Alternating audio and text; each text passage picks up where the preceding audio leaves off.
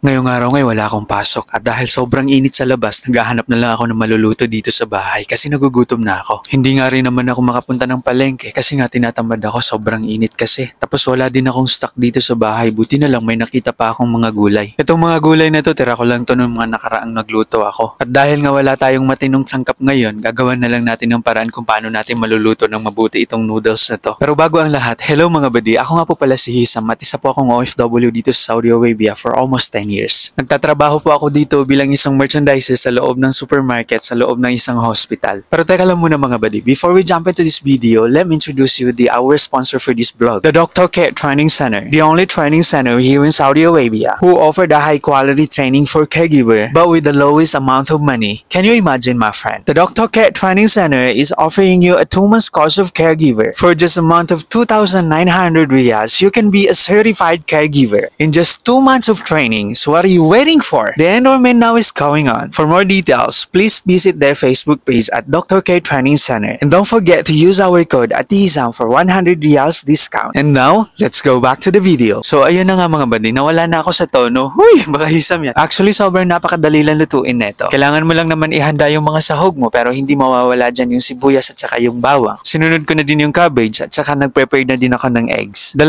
egg lang naman yung kakailanganin natin. Huwag mong susobrahan ha, baka matulpo tayo. Huy, baka hisam yan. Dala-dalawa lang mga buddy yung kakainin yung itlog ha. Pagka kasi kumain ka ng 4 na itlog, sigurado ako dun. Yung 2 dun, meron nang nagmamay-aring iba. Huy, baka hisam yan. Hindi ko naman sinasabi mga buddy na yung mga OFW dito sa Saudi Arabia ay mahilig kumain ng itlog ng iba. Pero hinahinay lang mga buddy sa pagkain ng itlog. Magtira naman kayo sa iba. Teka lang, baka iba namang itlog yung iniisip niyo mga buddy. Sobrang mahilig talaga kami ng itlog dito sa Saudi Arabia. Pambansang ulam kasi namin yan dito eh. Lalo na pagka mayroong kapares na Indomie. Nako, kahit walang jerjer, laban lang. Oh, baka iba na naman yung iniisip niyo mga buddy. Yung jerjer po, isa po yung dahon dito sa Saudi Arabia na kinakain ng hilaw. Tapos naman yung laban po, isa po yung klase ng yogurt. Kaya madalas po namin nasasabi dito sa Saudi Arabia na laban lang kahit walang jerjer. Tanong niyo pa sa mga OFW na kakilala niyo dito sa Saudi Arabia, hindi po talaga bastos yan. Pero naisip ko na din mga buddy, habang umiinom ka ng laban tapos nagmumukbang ka ng jerjer, ano kaya lasa nun, no?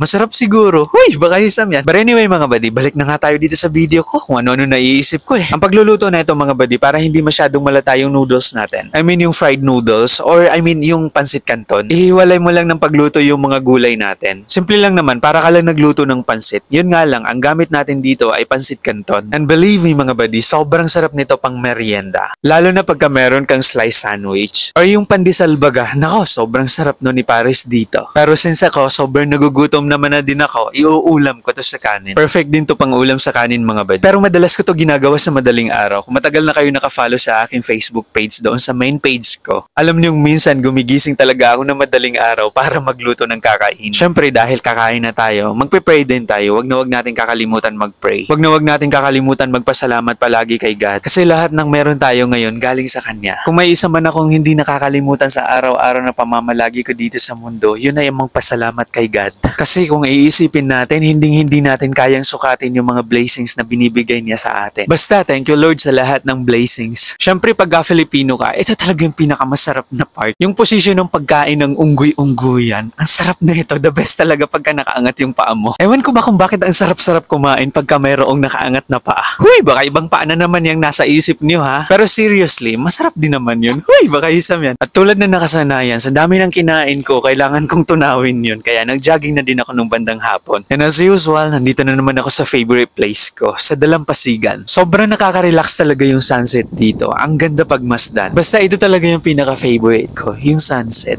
Lagi kasi neto pinapaalala sa akin na walang permanent dito sa mundo. Kahit gaano pa man kaliwanag yung araw, darating at darating pa din yung oras na magdidilim ito. Kaya habang nandyan pa yung liwanag, sulitin mo. Dahil yung susunod na liwanag, hindi nakagaya nung nagdaan. So paano ba yan mga buddy? Hanggang dito na lang. See you in the next one. Weh.